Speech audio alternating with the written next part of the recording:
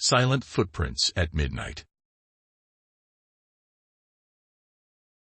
The town of Black Hollow was a place where the past lingered like the damp fog that crept in from the marshes every evening. It was a quiet town, unremarkable save for its isolation, and the stories it carried. Stories of disappearances, of strange lights, of silent footprints that appeared in the dead of night. Most dismissed the tales as superstition, but not everyone. Charlotte Hayes was not one to believe in legends. She was a journalist, sharp-witted and unyielding, chasing her next big story with a determination that bordered on obsession. When she arrived in Black Hollow, the townsfolk were wary. Outsiders rarely stayed long, and those who did often left with more questions than answers. The whispers of the town spoke of a series of disappearances that had begun decades ago. Every few years, a person would vanish without a trace, always on the night of a full moon. The only clue left behind was a trail of footprints, small, bare, and leading nowhere. Charlotte's investigation began in earnest. She scoured the town's archives, interviewed reluctant locals, and spent long nights piecing together fragments of the town's history. The name Eleanor Price surfaced repeatedly, a young woman who had vanished 50 years ago, marking the first recorded incident. Her disappearance had shaken the town, and her name was still spoken in hushed tones. As the next full moon approached, Charlotte's resolve hardened. She rented a room at the edge of town, where the marshes began, and prepared for a long night of observation. Armed with her camera, notebook, and an old lantern, she set out as the clock struck 11. The air was thick with mist, muffling the sounds of the nocturnal world. Midnight came and went without incident, and Charlotte's determination began to waver. Then, just as she considered returning to her room, she heard it. A faint, rhythmic sound. Footsteps. But they were not hers. She froze, heart pounding, as the sound grew closer. The mist parted to reveal faint impressions forming in the damp ground before her, as though an unseen figure were walking just ahead. She followed the footprints, her lantern casting a dim glow that barely penetrated the fog. The trail led her to an old, crumbling chapel that stood at the edge of the marsh.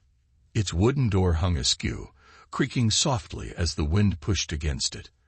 The footprints stopped abruptly at the entrance. Charlotte hesitated, her breath visible of a cold air, before stepping inside. The interior was dark, the air heavy with the scent of decay and mildew.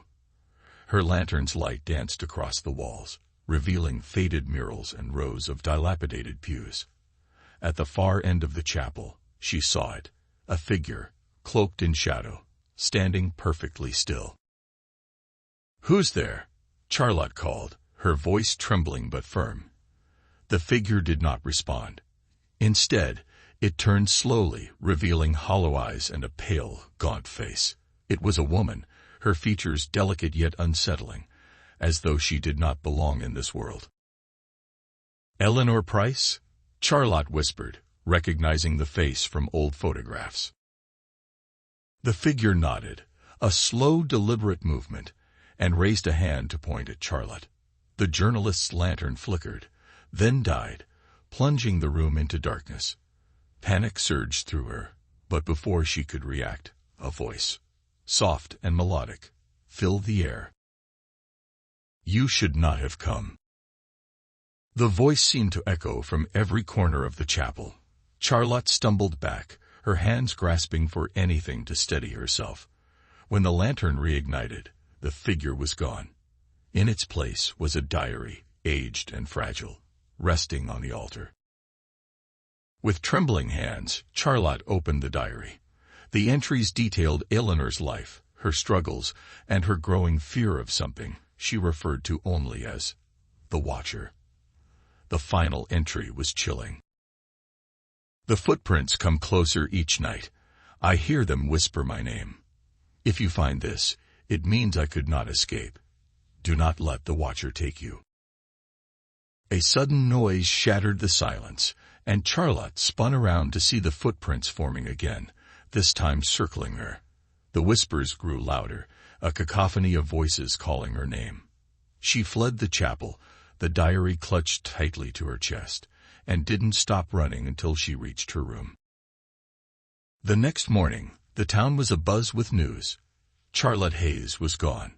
Her belongings were untouched, save for the diary left open on her bed. The last page had a new entry, written in a trembling hand. "They found me." The townsfolk spoke of her in hushed tones, another name added to the long list of the vanished. And as the next full moon rose, new footprints appeared, silent and unyielding, marking another chapter in the haunting legacy of Black Hollow.